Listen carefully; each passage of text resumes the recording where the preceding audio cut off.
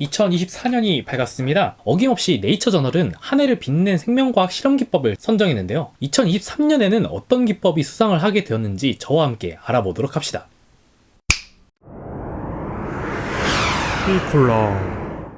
수상 기술에 대한 설명에 앞서 혹시라도 메소드 오브 더 이어에 대해 궁금하시다면 이전 영상을 보고 보시는 것을 추천드립니다. 2023년을 빛낸 실험 기법은 바로 발달 모델링 기법입니다. 솔직히 듣자마자 이게 탔구나 라면서 끄덕일 분들은 많지 않다고 생각이 들 텐데요. 괜찮습니다. 저랑 하나씩 알아보도록 하죠. 우선 이 모델링이라고 함은 단어 자체에서 알 수 있듯이 뭔가를 설계한다거나 구상한다는 의미로 받아들이시면 되는데요. 문제는 이 디벨롭먼트를 어떻게 받아들이느냐입니다. 여기서 개발? 발달? 이 정도까지 오셨으면은 중고등학교 시절에 공부를 좀 헛되이 하시지 않았다라는 생각을 드는데요. 그럼 이 두 단어를 합쳐보면 이 발달 또는 개발을 모델링한다라는 의미가 되는데요. 하지만 이 문장에는 이 목적어가 없기 때문에 정확히 뭐를 어떻게 해석해야 될지가 좀 난감합니다. 하지만 이 저널의 부제를 보시면 알 수 있는데요. 바로 이 엠브리오, 즉 배아세포로의 디벨롭먼트를 모델링한다는 뜻인데요. 배아세포로의 발달을 모델링하는 거구나. 근데 이 배아세포의 실험은 윤리적으로 금지된 거 아니야?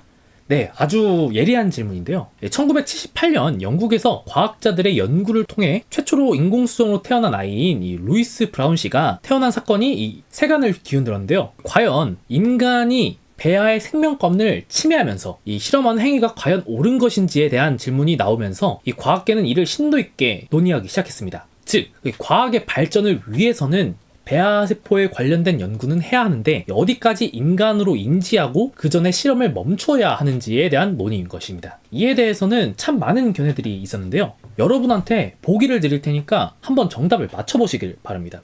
1번, 무슨 소리야. 난자와 정자가 만나는 수정 시점이 바로 생명의 시작이다. 2번, 아니야. 수정 시점 이후에 이 자궁에 착상되는 시점인 수정 이후 5일에서 7일 후가 진짜 생명의 시작이야. 3번, 뭔 개소리야. 척추신경의 원시적 형태인 원시선이 나타나는 수정 이후 14일이 생명의 시작이지. 4번, 아무리 그래도 기관들이 만들어져서 독자적으로 생존이 가능한 임신 22주차가 왔다니까? 5번, 다 나가. 태어나기 전까지는 생명이 아니야. 과연 정답은 몇 번일까요? 그 답은 3번입니다. 전문가들의 심도 있는 논의 끝에 1979년 4월 미국 보건복지부는 신경세포 관련 줄기세포가 분화되는 시기인 수정 이후 14일 이후로 실험을 금지한다는 이 14일 룰을 법제화하면서 규제가 이루어졌고, 이에 따라 영국, 한국 등 다양한 국가에서 이 14일 룰을 배아 실험에 도입하였습니다. 하지만 제가 지금 말하는 기술이 진짜 배아세포를 가지고 실험한다고 하시면 큰 오산이 있습니다. 왜냐하면 배아 없는 배아세포를 만드는 기술이 이번 기술의 핵심이니까요. 이게 무슨 말이냐? 이 줄기세포를 배아세포로 바꾸는 기술이 2023년 올해의 기술이기 때문이죠. 이게 놀랄 일이야? 네, 놀랄 일입니다. 이 배아세포를 실험용 재료로 쓰는 것보다 이 줄기세포를 실험용 재료로 활용하는 것이 진짜 논할 가치가 없는 전혀 다른 편리함인데요. 자, 여러분들이 배아세포를 직접 연구한다고 생각해 봅시다. 가장 먼저 어떤 것부터 준비해야 할까요? 배아세포를 체외해서 수정시키는 일? 아닙니다. 그것보다 먼저 해야 할 일이 있습니다. 바로 배아를 채취할 수 있는 병원을 찾는 일이죠. 이 생명윤리 규정에 따르면 배아의 생성은 무조건 인증받은 병원에서 실행해야 하고, 게다가 이 보건복지부의 승인이 없으면 실험을 수행할 수가 없습니다. 즉, 허가받은 병원이 없으면 배아를 채취조차 할 수 없는 영역인 것이죠. 그 후에 보건복지부의 승인을 받고 나서야 배아세포를 공수받아서 어렵게 이 실험을 수행할 수가 있는데요. 이 실험을 줄기세포로 전환한다면 이 과정이 비교적 간단할 수 있습니다. 그냥 줄기세포 연구계획서를 작성해서 보건복지부 승인만 받으면 됩니다. 쉽죠? 그렇기 때문에 이 줄기세포로 배아 연구를 한다는 것은 윤리적 문제를 회피함과 동시에 상대적으로 쉽게 실험을 수행할 수 있는 것입니다. 오케이.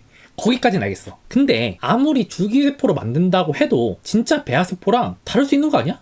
진짜 예리한 질문인데요. 이를 검증하기 위해서 하나의 실험을 간단하게 보여드리겠습니다. 이 줄기세포로 만든 배아가 정상적인 배아세포와 다르지 않다는 것을 확실하게 보여주기 위해서는 해당 세포를 자궁 속에 집어넣어서 정상적으로 살아남을 수 있는지를 확인하는 게 가장 쉽고 직관적인 증명일 텐데요. 만약 이 자궁에서 정상적으로 살아날 수 있다면 배아와 크게 다르지 않음을 인식할 수 있기 때문입니다. 그래서 이 실험을 쥐에서 한번 실험을 했는데요. 그 결과 쥐의 자궁 속에서 8.5일까지 자랄 수 있는 것을 확인했고, 이 배아의 모양과 유전자의 발현 양상이 비슷한 것을 확인할 수 있습니다. 이 위에 그림에서 보시다시피 이게 진짜 배아세포고 이게 줄기세포의 배아인데요. 이게 시간이 지나면 지날수록 비슷한 양상의 발달이 이루어지는 것을 보실 수가 있습니다. 그리고 반대쪽 그림을 보시면 이게 진짜 배아세포의 유전자의 발현 양상과 그리고 줄기세포로 만든 배아의 유전자 발현 양상인데요.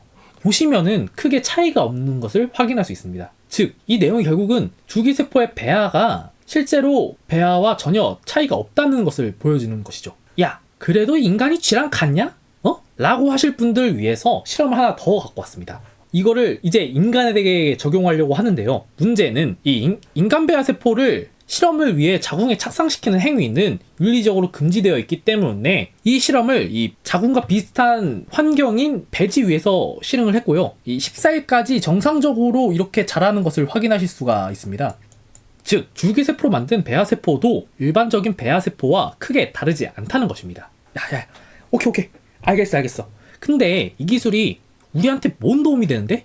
라고 생각이 드실 텐데요. 줄기세포로 배아 실험을 하는 것은 해당 분야의 접근성이 커지는 것이기 때문에 다양한 접근의 실험을 하는 기회가 많아진다는 뜻인데요. 이렇게 되면 이 실험들이 태아의 발달 과정을 좀 더 자세하게 규명할 수 있으며 더 나아가 남부림 치료 및 배아 시기에 발생할 수 있는 태아의 장애들을 연구할 수 있는 기회가 많아진다는 뜻입니다. 즉, 이 다음 세대가 인류가 더 양질의 삶을 살 수 있도록 도움을 줄 수 있다는 뜻이기도 하죠.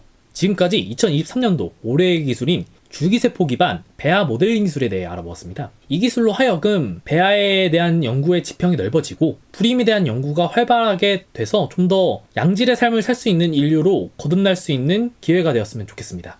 여튼 명절이 곧 다가오는데 새해 복 많이 받으시고 저는 다음 이 시간에 재밌는 주제로 찾아뵙겠습니다. 시청해주셔서 감사합니다.